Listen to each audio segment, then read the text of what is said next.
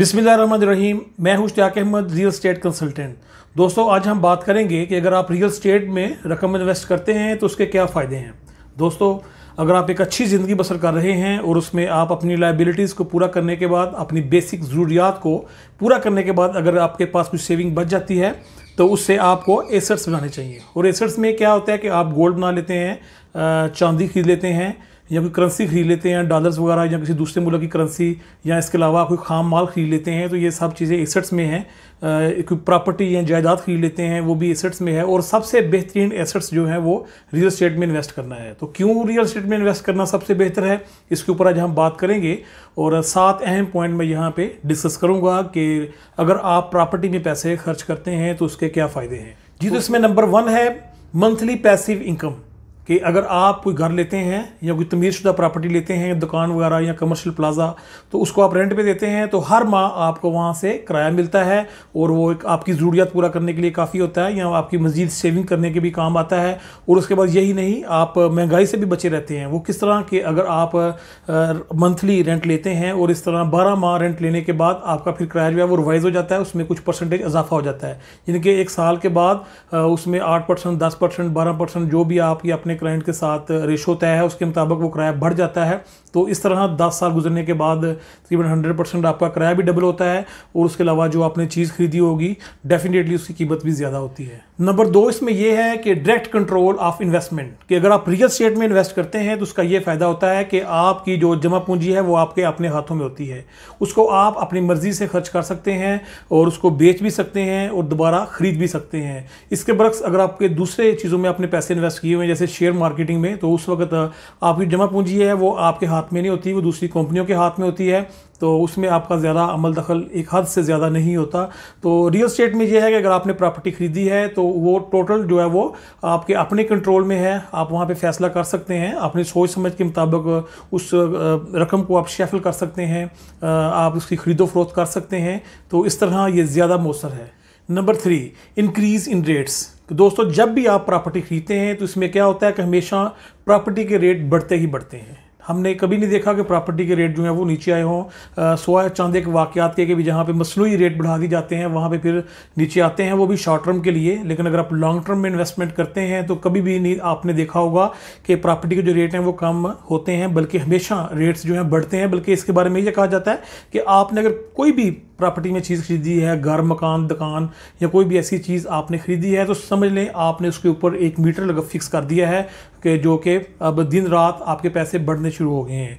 तो जब भी आप उसको साल के बाद बेचेंगे, 2 साल के बाद बेचेंगे, जब वो उसको कैलकुलेट करेंगे तो वो जो मीटर है वो दिन रात काम कर रहा है। यानी कि जब भी आपने कोई चीज़ परचेज़ की है, चाहे आपने वक्ती तौर पर लोग कहें कि आपने थोड़ी सी महंगी भी खरीद ली है, तो फिर भी उससे कोई फ़र्क नहीं पड़ता। आने वाले 2-3 माह बाद वो फिर लेवल हो जाती है, फिर उसके बाद उसके ऊपर प्रॉफिट बढ़ना शुरू हो जाता है। तो इसलिए जब भी आप रियल एस्टेट में इन्वेस्ट करते हैं तो उसमें हमेशा आपकी जो प्रॉपर्टी की कीमतें हैं वो बढ़ती हैं। नंबर 4 इसमें यह है कि जनरेट वेल्थ। कि आप अगर रियल एस्टेट में इन्वेस्ट करते हैं तो इससे आपकी दौलत में इजाफा होता है।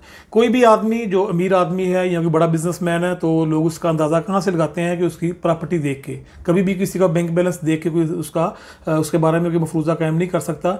हमेशा उसकी जो प्रॉपर्टीज़ हैं, उसकी जो कमर्शियल प्रॉपर्टीज़ या डोमेस्टिक प्रॉपर्टीज़ या एग्रीकल्चर लैंड, उसी से किसी बंदे की जो है ना वो फाइनेंशियल वर्थ का अंदाज़ा लगाया जा सकता है। और इसी तरह अगर आप कोई भी चीज़ खरीद लेते हैं तो जब वो महंगी होती है तो उसके बाद फिर डेफिनेटली आपको उससे फ़ायदा हासिल होता है। ना सिर्फ फ़ायदा हासिल होता है बल्कि आपकी जो फाइनेंशियल ग्रोथ भी होती है। यानी कि आपकी इन्वेस्टमेंट और आपके बरवक़्त दुरुस्त फैसले ही आपको दौलतमंद बना देते हैं। नंबर 5 इसमें यह है कि यू हेल्प द कम्युनिटी। कि अगर आप प्रॉपर्टी में काम करते हैं तो आप समझ लें कि आप माशरे के लिए फ़ायदेमंद भी हैं। आप अपने माशरे को किसी न किसी अंदाज से आप उसकी मदद कर रहे हैं। तो इसमें 3 तरह से है कि फ़र्ज़ किया सबसे पहले आपने कोई प्रॉपर्टी ख़रीदी है। जब आपने प्रॉपर्टी ख़रीदी है तो उससे क्या होगा कि जिस बंदे ने आपको प्रॉपर्टी बेची है उसके बदले में जो उसको पैसे मिले हैं उससे वो अपनी ज़रूरियात पूरी करेगा। वो चाहे उसके बच्चों की एजुकेशन का मसला हो या कोई हेल्थ का मामला हो या उसने री इन्वेस्ट करना हो। तो इस तरह आपकी जो रकम जो आपने उसको दी है वो उसके लिए फ़ायदेमंद साबित होगी। और दूसरे नंबर पर जब आप प्रॉपर्टी खरीदते हैं या बहुत सारे लोग प्रॉपर्टी खरीदते हैं तो मुल्क में एक सर्कुलेशन होती है। तो उससे फिर क्या होता है कि वो जो रुपये का निज़ाम है वो घूमता है और मुल्की तौर पर इसमें सबको फ़ायदा होता है। और तीसरे नंबर पर यह है कि जब आप कोई घर प्लाट खरीदते हैं, उस पर घर बनाते हैं जब आपने एक प्लाट लिया, उसके ऊपर घर बनाया, दुकान बनाई, प्लाजा बनाया या कुछ भी आपने कंस्ट्रक्शन की, तो उसमें हज़ारों लोगों को फ़ायदा होता है। यानी कि उसमें कई किस्म की लेबर्स जो है मजदूर शामिल हो जाते हैं, जिसमें खुदाई करने वाले, ईंटें पकड़ाने वाले और जो मिस्त्री लोग हैं, इंजीनियर, नक्शा बनाने वाला। उसके बाद फिर इसमें जो मटीरियल इस्तेमाल होता है, बिजली का सामान, सेंट्री का सामान, और उसके अलावा इसमें जो कई किस्म की जो चीज़ें शामिल होती हैं वो, और हर अंदाज से जो रेडियो का किराया होता है इसमें, और जो शटरिंग का सामान, और यानी कि 0 से लेके 100 तक, यानी कि मकान के बुनियादों से लेके और इसके आखिरी मरहल तक इसमें हज़ारों किस्म की लोगों की जो है वो सर्विसेज इसमें शामिल होती हैं। और यकीनी तौर पर हर एक के लिए वो रोज़ी रोटी का बास बनते हैं। अगर आपने इस तरह कोई डेवलपमेंट की है, आपने कोई यानी कि अपना कंस्ट्रक्शन का काम किया है, तो उससे बेशुमार लोगों को जो है वो वसाइल मिलते हैं और उनको रोज़ी रोटी मिलती है। तो इस तरह भी आप कम्युनिटी की खिदमत कर रहे होते हैं। और तीसरे नंबर पर इसमें एक यही भी है कि फ़र्ज़ किया आपने एक घर बनाया और उसको रेंट पर दिया, तो यकीनी तौर पर यह भी एक अच्छा अमल है। बेशक इसको आप रेंट ले रहे हैं, लेकिन फिर भी आप किसी न किसी के काम आ रहे हैं, किसी बेघर फ़र्द के आप काम आ रहे हैं कि आपने उसको घर प्रोवाइड किया, तो ये उसके लिए एक सहूलत का बास आप बने हैं। तो अभी भी पाकिस्तान में एक रिपोर्ट के मुताबिक काफ़ी घरों की ज़रूरत है जो कि लोगों को चाहिए।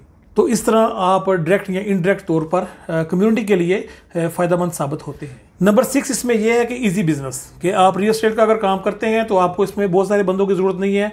आपने 1 करोड़, 2 करोड़, 4 करोड़, 10 करोड़ इन्वेस्ट करना है तो आप अकेले ही इसको कर सकते हैं। आपको किसी स्टाफ वगैरह रखने की ज़रूरत नहीं, आप इजीली इसको हैंडल कर सकते हैं। जबकि इसके बरस की आप दूसरा बिजनेस करते हैं तो उसमें आपको बहुत सारे लोगों की ज़रूरत होती है। लेकिन अगर आप रियल एस्टेट में इन्वेस्ट करते हैं तो इसमें आप बहुत बड़ी इन्वेस्टमेंट जो है वो अकेले ही इसको आप जो है वो ख़रीद सकते हैं, फ़रोख्त कर सकते हैं। इसमें कोई स्टाफ वगैरह की ज़रूरत नहीं पड़ती और बड़े आसानी से आपका एक बिजनेस जो है वो शुरू हो जाता है। जी तो व्यूअर्स, नंबर 7 इसमें यह है कि बेटर रिटर्न, कि आप कोई भी काम करते हैं, दूसरे एसेट्स अगर लेते हैं, आपने कुछ शेयर मार्केट में कुछ चीज़ें ली हुई हैं, या आपने गोल्ड खरीदा हुआ है, या आपने गाड़ियां खरीदी हुई हैं, या आपने कोई खाम माल खरीदा हुआ है, तो जितना तेज़ी से रिटर्न रियल एस्टेट में मिलता है इतना किसी दूसरे में नहीं मिलता। तो इसलिए अगर आप रियल एस्टेट में इन्वेस्टमेंट करते हैं तो उसमें सबसे बड़ा फ़ायदा ये भी है कि आपको इसमें जो रिटर्न है वो बहुत जल्द मिलता है और बहुत ज़्यादा मिलता है, और इसमें बहुत ज़्यादा कोशिश भी आपको नहीं करनी पड़ती। सिर्फ इसमें फ़ैसला लेते वक्त आपको थोड़ा सा ज़रा अक्लमंदी से काम लेना पड़ता है।